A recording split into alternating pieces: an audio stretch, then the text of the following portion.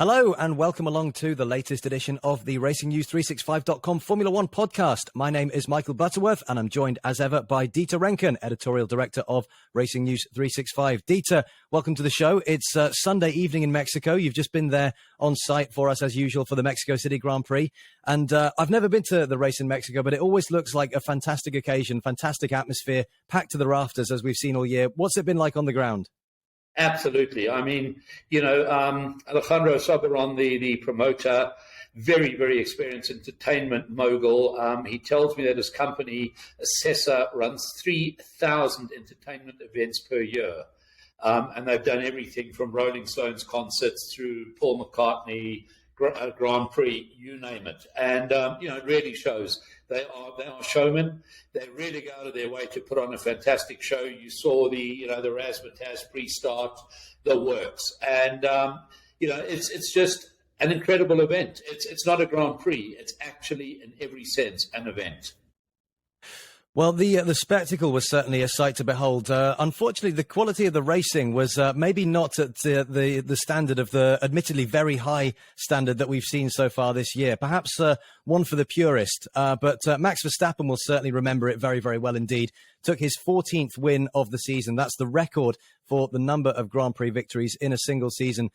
We've spoken about this on the podcast before, Dieter, and I know you've been slightly dismissive of the win record in a single season because we've got so many more races now than we did have 20 or 30 years ago. But I think this race was sort of epitomized for me just the dominance that Max Verstappen and Red Bull have had for most of the season, certainly since the summer break. And after all, one of the reasons why it was such a bit of a dull race and a processional race for us to watch was because Red Bull and Verstappen were that much better than everyone else and were the class of the field once again. Absolutely, Michael. I mean, we have been spoiled this year. We've had some superb racing. The 2022 regulations, the aero regulations, which were designed to facilitate overtaking, have certainly done their bit.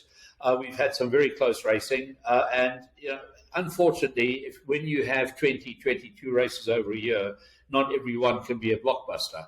And, we've got to accept the rough with the smooth. It's unfortunate that it happened here because obviously it's Checo's home Grand Prix. It was a real fiesta, and, it would have been wonderful to sort of crown all the promoter efforts with a superb race. I say fiesta, one of the word plays I use is F1 ESTA, and it really comes across that way. Yes, absolutely. But equally, getting back to Max, getting back to Red Bull Racing, I think the big thing is that Max today proved that not only is he an extremely fast race driver, both over a single lap and qualifying, that was, of course, yesterday, and then being able to pace himself properly during the course of a race, but above all, to do tyre management. When we were in the media pen afterwards, we spoke to all the drivers. Without exception, they spoke about this tyre issue and that tyre issue, whereas Max just didn't have those. He knew exactly how to pace himself, how to get the optimum life out of the tyres. Christian Horner said when they brought him in for the stop, he knew that the tyres still had some meat in them. And I think this is the probably the best race that Max has actually driven, in that he paced everything, the car, the tyres, the works. You think this was better than Spa, for example, when he came through the grid and from after his grid penalty, took the lead and then controlled the race all the way from the front? Yes, because I think in this case, Max had to, because of the tyre issues or potential tyre issues, really had to pace himself properly on this one. And let's not forget, Mercedes were on variable strategies, whatever. He didn't know exactly what was happening where. There was also a slight threat of rain. Therefore, the tyre strategies could have gone out the window. I honestly believe that from a pure race driver management perspective, this was a fantastic race. Spa was superb. He did what was required there, but he did today what was required here in Mexico.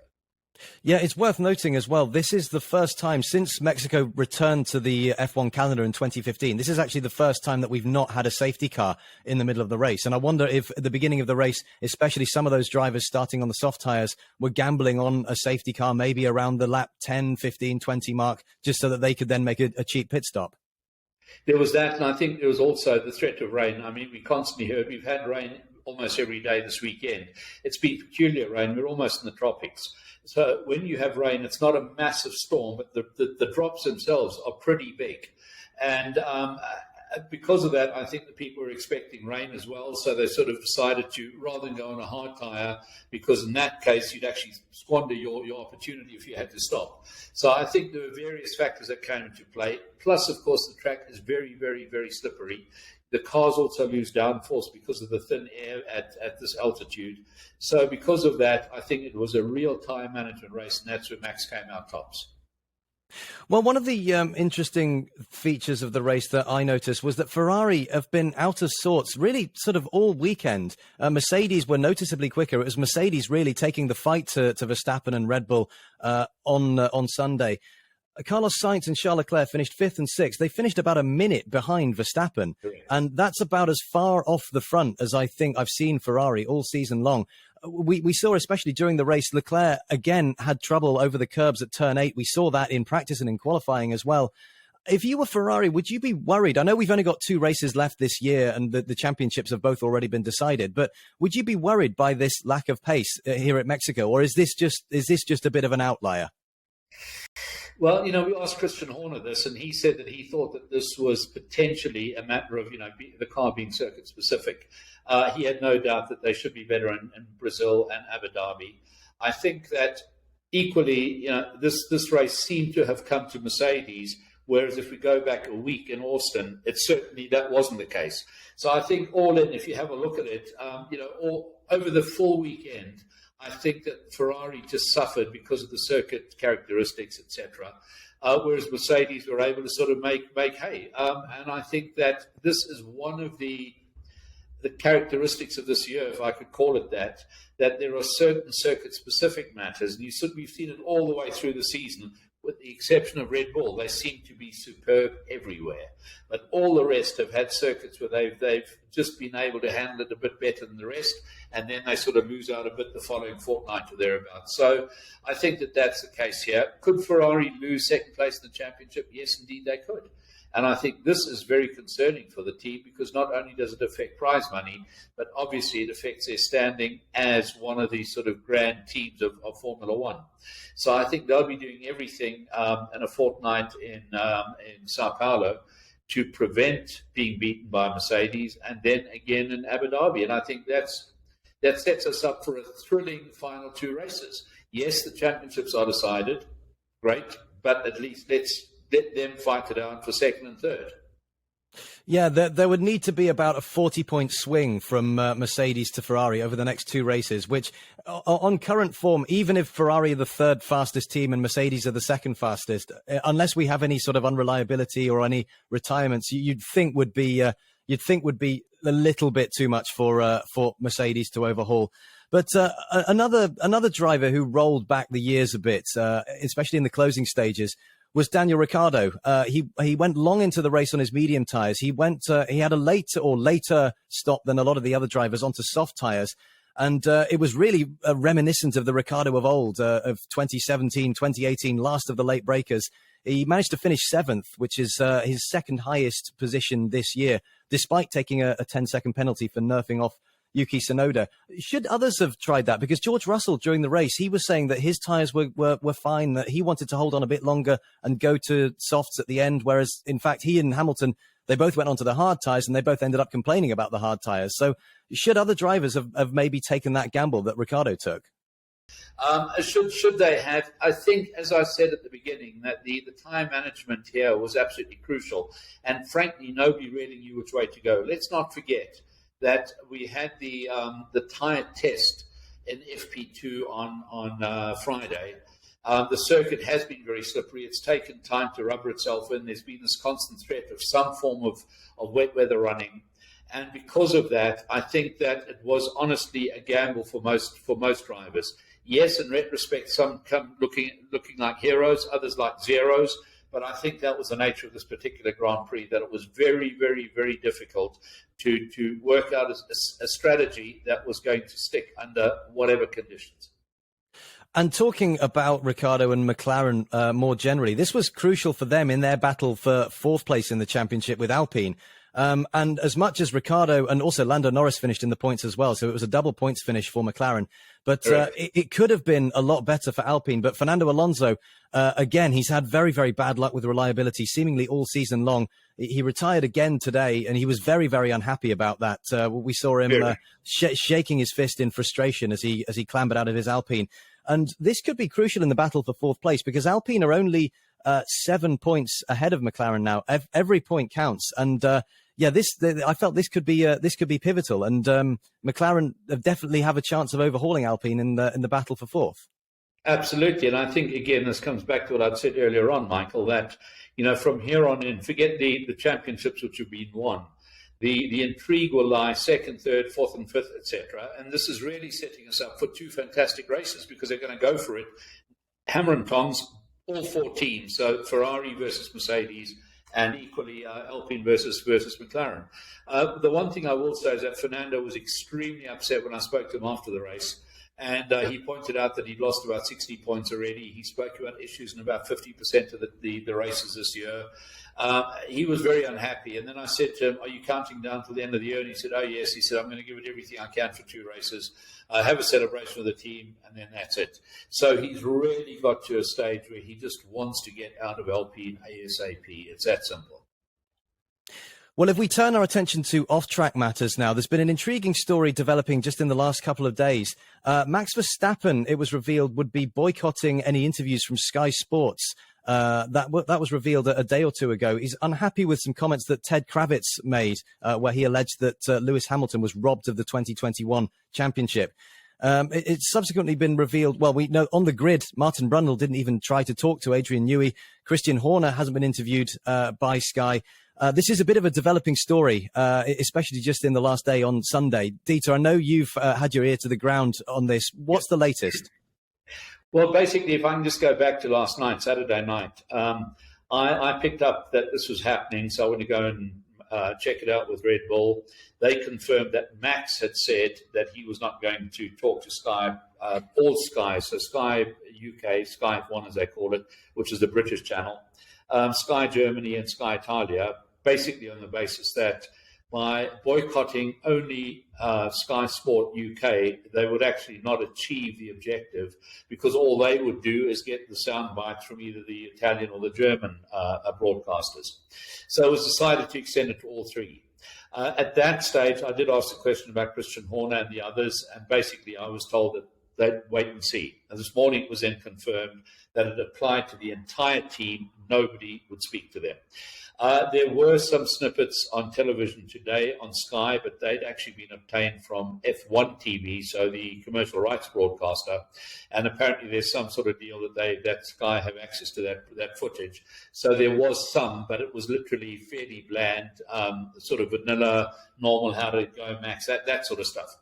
But fundamentally, so what has happened is that this evening Christian Horner told me that they'd decided to apply this snub only for this race, but they'll see how it develops. I believe they've had meetings subsequently. Sky are said to be rather upset by some of the comments that Christian Horner had made, because he basically implied that they hadn't been impartial in their coverage. They also made the point that it wasn't the first time that Ted Kravitz had, in fact, I'd use the word, the team felt that they'd been maligned, or Max had been maligned by Ted Kravitz, and that a broadcast of the American Grand Prix, the US Grand Prix, was basically the last straw. So they put the ban in place for this weekend. It should be lifted in time for Brazil. I'm sure that there's going to be some argy-bargy going backwards and forwards, but ultimately, we do know that this is not the first time that a team has boycotted Sky. Haas have done it with Sky Germany over some comments Ralf Schumacher allegedly made about his nephew Mick Schumacher, implying that maybe Haas wasn't giving Mick exactly what he required. We've had it with Ferrari and Sky Italia after the Belgian Grand Prix. They boycotted the Dutch Grand Prix. So Mattia Binotto, the team principal, the racing director, Laurent Mekies, refused to appear on Sky Italia. There seems to be some issue with the Sky broadcasters across the board with various teams. And I think it's up to Formula One to sit down and sort this out. It's damaging to the sport because it actually means the fans are deprived from seeing all this stuff. And talking about, you mentioned there was Sky Germany and Günther Steiner had some issues together. Ferrari also boycotted Sky at the Dutch Grand Prix in Zandvoort. I mean, if a lot of teams are having problems with Sky like this, does this suggest that there needs to be a change in approach at Sky? Do they need to maybe think about bringing in new personnel if certain personnel are regarded as having a tainted point of view? I believe so, and please let me stress, I'm expressing my opinion, but I've long felt that Sky have got too much clout in the paddock on account of the hosting fees that they pay. And because of this, there's an almost arrogance to their approach to the paddock, almost as though they believe they have a divine right to everything in here. Of course, they could argue they're paying so much money. I will also add very, very quickly that, I respect enormously the job of work that Martin Brundle is doing. I'm certainly not being picky about individuals, but I'm certainly saying there seems to be this overall culture that they believe that they have a right to everything, a right above all else. I'll give you an example. The Thursday driver press conferences. Sky have got a representative in there who tends to ask the first open question. This is a press conference, Michael. It's not a TV or open media conference, yet they're there. No other broadcaster is there, only Sky. And there's almost this sense of entitlement. And I think that, frankly, what has happened is that the teams have also decided that they feel that Sky should be brought down a notch or two. It can't be coincidental that 1/3 of the grid have had a problem with some other Sky broadcaster. Well, if we stay with Red Bull for a bit now, one of the stories that's been going for several weeks has been the cost cap breach and what punishment that they might be given. It's now been revealed that that they went over the cost cap by $1.8 million, and they've been given a $7 million fine and a 10% reduction in wind tunnel and CFD testing time for next year. Is that a fair punishment? Is that excessive? Is that too lenient? What's your view on that, Dieter? It depends on which side of the fence one is on. Obviously, if you're a Ferrari fanatic, then you believe that, they should have been banned for life or thereabouts. If you're a Mercedes fan or a Lewis Hamilton fan, then obviously you want them excluded from the championship or the championships removed or whatever. It's a very, very difficult line the FIA had to walk here because A, there's no precedent. B, they are young, immature regulations. This is the first, when I say the first year, 2021. And, I must add that this is the season that we're talking about. So we're talking about the overspend in 2021, which has now come to light because of the auditing process that the sport has to go through. Teams have got to supply up to 75,000 line items of accounting. The FIA goes through it, they have a look, they reject this and they question that and whatever else. It's a laborious process, and that's why it's taken from the submission deadline, which was the end of March, through to end of October. To work through everything, to work out who's been over. And let's not forget that there were 3 teams who were in breach to some degree or other: Williams, Aston Martin, and Red Bull. Admittedly, the first 2 were only a procedural breach. This was both procedural and an overspend breach. But ultimately, you're quite correct that it was a $1.8 million over. It's a $7 million fine. It is a 10% reduction in wind tunnel, which has already been reduced because the ATRs, the aerodynamic test regulations, have it that a team that wins a championship only gets 70% of the full allocation, almost to level the playing field. So they lose 10% on 70%, so they're down to 63. So they've effectively lost 1/3 of their ATR. Now, is it a fair punishment? I don't know, but it certainly set a precedent. It certainly resulted in reputational damage for Red Bull because, everybody says, oh, well, they were over the budget, they spent more than the rest, blah, blah, blah. I think we do need to be realistic, though, and that is the fact that, as I'd written last week, and we actually discussed some of this on the previous podcast, was that the overspends have been in 4 specific areas, and they were almost justifiable. Yes, they were overspends, but they were explainable. And to a large degree, some of them were just simple slip-ups by the team. They hadn't split the catering costs, for example. So they had this global figure for catering, but it covered the various departments which could have been excluded. But once you've submitted your documents, that's it. There were some second gardening leaves and severance payments which had been made. Again, they hadn't been treated correctly because the regulations are new. There was some what they call RDEC, which is the research and development claim that you can submit to the tax people. That, again, hadn't been handled correctly.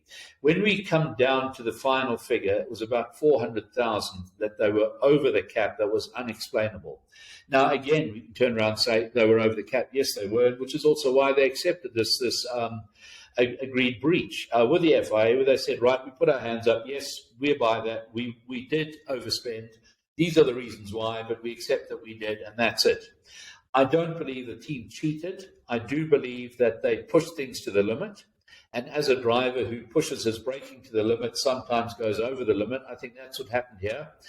And against that background, I think that the sort of punishment they got was certainly fitting for the crime. That said, I do believe that possibly they should have had their budget for this year reduced by a bit as well, because obviously they benefited from that overspend. That hasn't happened, but that was the FIA's decision to impose the $7 million and 10% reduction. And that's it. I certainly think we should now just end this chapter. It's over. It's done with.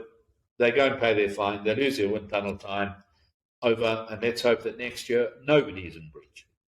Is this punishment then? Obviously, this is the first time that we're dealing with this, and as you talked about, it's about setting a precedent. Is this type of punishment going to be enough to dissuade other teams from breaching the cost cap in future? I think it will be, Michael, because I think the reputational damage to Red Bull has been significant. It really has been significant. It couldn't have been easy for Christian Horner on Friday morning to get up, packed media center, packed press conference room to say, yeah, we have entered into this agreed breach document with the FIA. And so it has been damaging to them. And I don't think they'll be found guilty on breach again. And I think the others have learned from it too. Well, obviously, we know this year, this is the first year since COVID has affected the staging of Grand Prix. In 2020 and 2021, we had a lot of races without spectators or with only limited spectators. This year, the spectators have come back.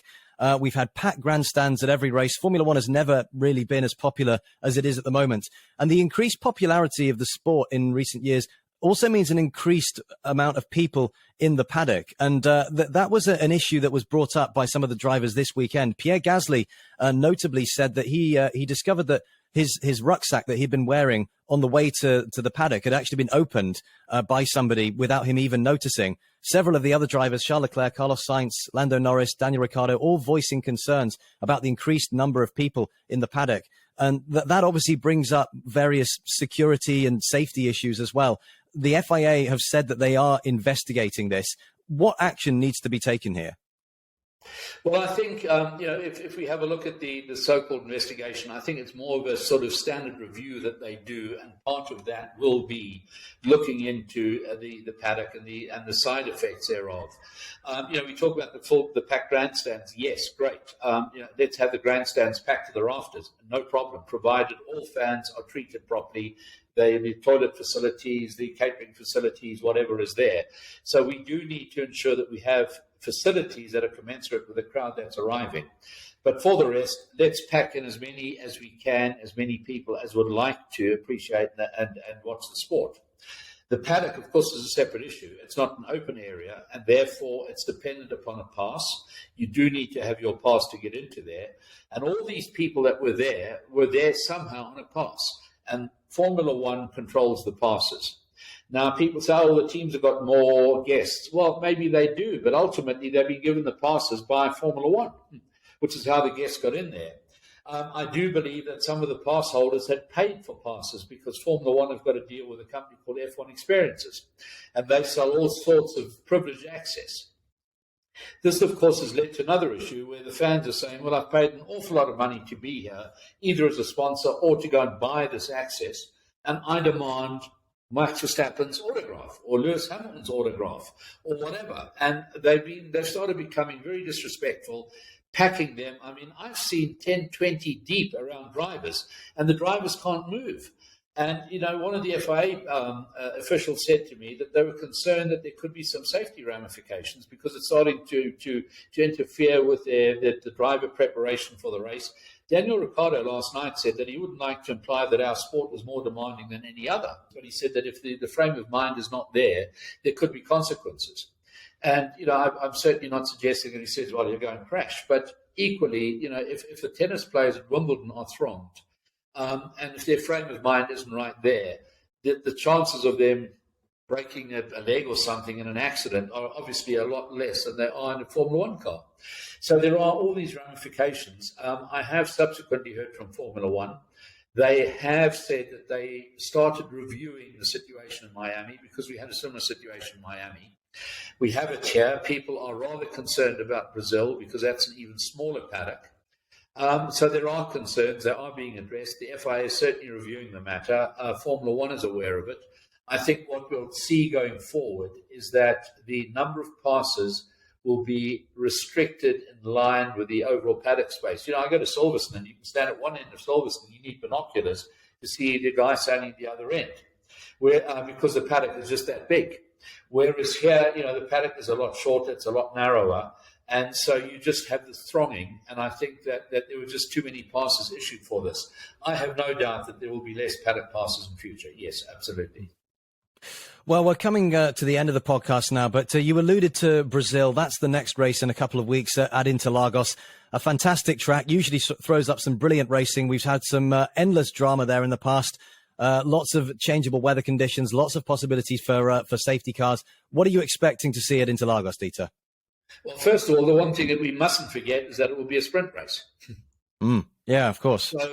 So that in itself will be a bit of a twist in the tail, so to speak. As you say, quite rightly, November is a variable weather time season in Interlagos. It is, of course, a very short, sharp lap, very fast, sweeping corners. And so, the cars, the chances for overtaking, for lapping, are a lot greater. We have that sort of long arced straight. And if somebody has got his DRS really set up correctly for there, he's right on the tail of the car ahead. He can actually draft down the straight and then take it through the S's after that. So it really is a spectacular circuit. Well, I'm certainly looking forward to that race enormously. I think the chances of it being processional are very, very slim. And of course, we can all look forward to the sprint races. As we know, last year, Lewis was at the back of the grid twice. Well, he was penalised twice, and yet he fought his way through the grid. So I think we're going to have some cracking racing, yes. Yeah, it was a fantastic performance from Hamilton last year. And, well, if we have any racing as good as it was last year at Interlagos, I'm sure we're going to be in for a fantastic event. Absolutely. But, Dieter, thank you very much for joining me, as always, and we'll look forward to hearing from you after Interlagos. Absolutely. It's been a great pleasure being here. Thank you, Michael. And to all our listeners, take care until Brazil.